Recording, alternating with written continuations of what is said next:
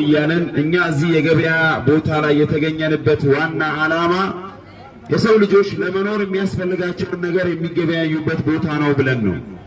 የሰው ልጆች ከመብላት ከመጠጣት ከመተኛት እና ዘራቸውን ከማስቀጠል የበለጠ ሌላ ማወቅ ያለባቸው ትልቅ ነገር አለ።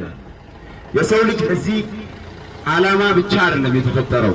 እኛ የሰው ልጆች አላህ ሱብሓነሁ ወተዓላ ወለቀድ ከረምና በኒ አደም የአደም ልጅን እኛ ከሌሎች ፍጡሮች አከበር ነው አላቅ ነው ያለበት ጥበብ ይሄ አይደለም። የአደም ልጅ ትልቅና የተከበረ የሆነበት ዋናው ምክንያት የአደም ልጅ ፈጣሪውን የማወቅ ጭንቅላት ስለተሰጠው ነው። አላህ ሱብሓነሁ ወተዓላ ቁርአን ላይ ምን ይላል? ኢነ ፊ ኸልቂ ሰማዋቲ ወልአርድ ወእኽቲላፊ ሌይሊ ወነሃር ለአያት ሊኡሊል አልባብ ይላል።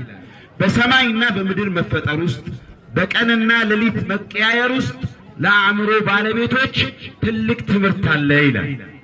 እኛ አእምሮአችንን ለመስራትና ለመብላት ብቻ አይደለም መጠቀም ያለብን፣ ይህንን ሰማይና ምድር የፈጠረውን ፈጣሪ ለማወቅም መጠቀም አለብን ማለት ነው። እኛ እዚህ ምድር ላይ ለምን ተፈጠርን?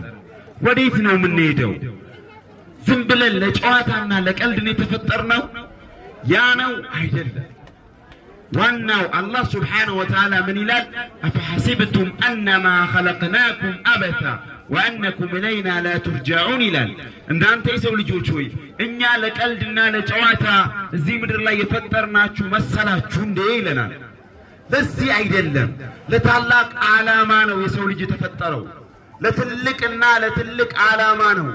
ያ ዓላማ ብቸኛ የተገለጸበት እምነት እስልምና ነው። አላህ ቁርአን ላይ ምን ይላል? ወማ ኸለቅቱል ጅነ ወልኢንሰ ኢላ ሊያዕቡዱን ይላል።